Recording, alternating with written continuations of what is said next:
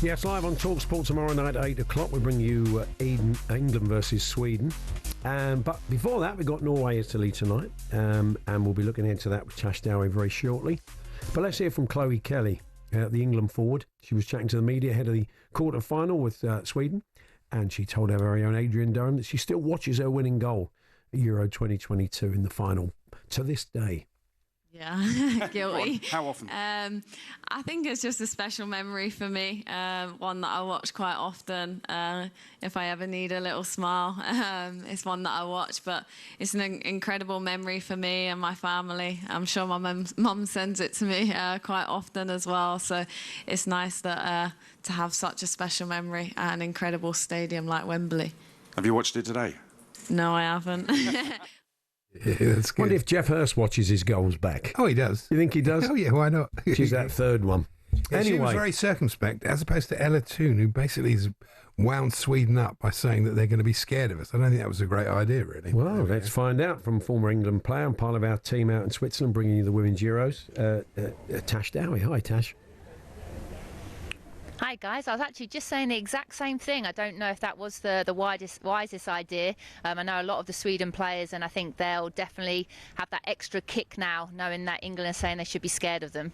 Yeah, I mean, they've always been a good... I mean, they've got, in Blackstenius, they've got someone who's great at scoring important goals, as Arsenal fans would tell you. So it's going to be a tough game, this, isn't it?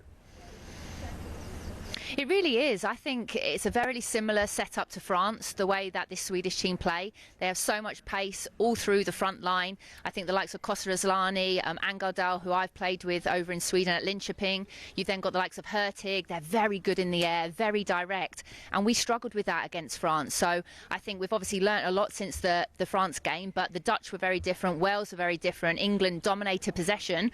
I'm not sure that's going to be the same thing this game. So I think England need to start really well, make sure we don't concede early. I think the first goal is going to be so important, and we need to make sure that we deal with that pace, we double up, we help each other, we don't leave players in 1v1 situations like we did against the French. Before that, of course, tonight we've got Italy v Norway. You spent a bit of time out playing in Norway. I mean, they're obviously favourites going into this, aren't they? Yeah, they are, and actually had a spell over at AC Milan, so I know both countries and sets of players very well. So I fancy Italy, actually. They've kind of been my dark horse. I actually, no disrespect to Norway, but I don't think they've played very well, and I think they've been actually quite lucky to progress through the group. However, sometimes they say, you know, a good sign is actually when you're not performing well to still win games. So we know the Norwegians have really talented players, but performance-wise, I haven't been impressed with them. Whereas Italy, I think they've been playing some really good football. So I actually see Italy progressing.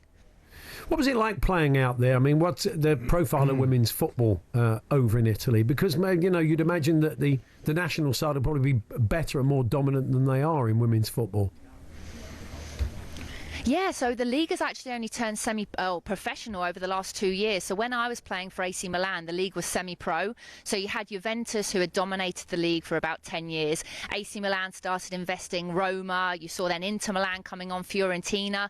So now what I love to see is more teams. You know, it's just Juve winning. Then Roma started winning the league back-to-back. And it's a lot more competitive now from the top to the bottom.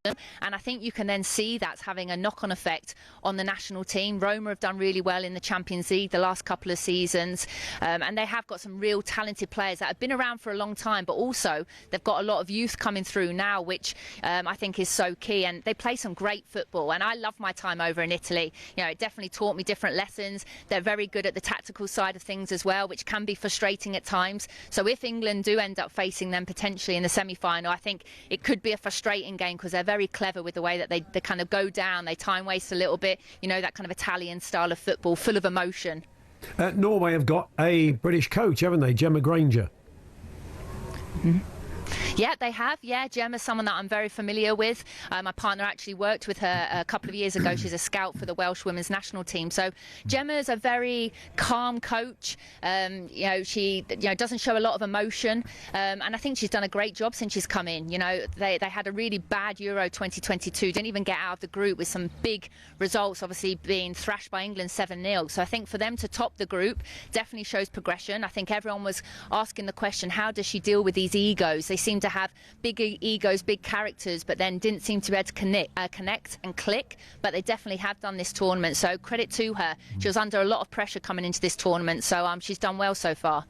So far, the tournament's been running alongside the Club World Cup, which will take some eyes away from it. But now it's really got the focus, isn't it? There's no other football around, and it's reached that very exciting stage. So it's going to be fascinating, I think.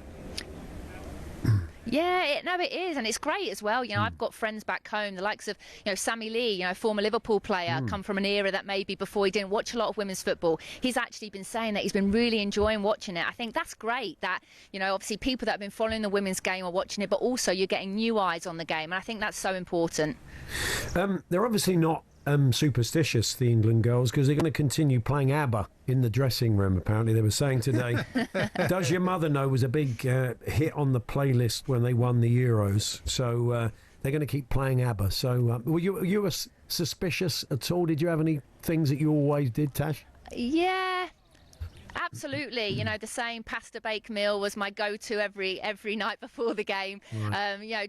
Little things like having my shower in the morning, making sure I looked good, felt good, played good. And actually, talk about suspicion. Joe Shannon, I'm going to out him. Right. He's walked the first game against France when we lost. He then went and walked different steps against the Dutch team, which allowed us to win. Then he started following the same steps. So he's kind of doing different walking routines to try and help this England team get through. So Joe is very superstitious by the looks of things. I mean, just tell him it won't make any difference. Honestly, it won't. Any difference. Tell him to read Nick Hornby's book about that. Then you'll know all about that. Yeah, you do. I mean, it really doesn't make a lot of difference.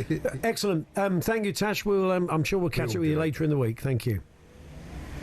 Yeah, definitely. Thanks, guys. Take care. There we are, Natasha Dowie. I'm looking forward to Jason Cundy doing. Has anyone seen Bjorn Borg? Yeah, he'll go through them, won't he? Yeah, he'll go through Benny and Bjorn. He'll go through the card. That's England live tomorrow night on talkSPORT. On talkSPORT 2 tonight, the first quarter-final between Norway and Italy. Yeah, good. England's women are playing cricket as well today in Southampton. We're on the wrong end, England, of the T20 series. The ODIs are underway.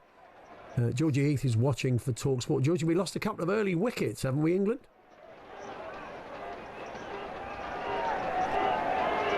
Maybe we'll never know. I don't know. I can tell you we have. She's so gutted that we lost those early. Yeah, she can't even talk about it. Yeah, we are 44 for 2, just to confirm that.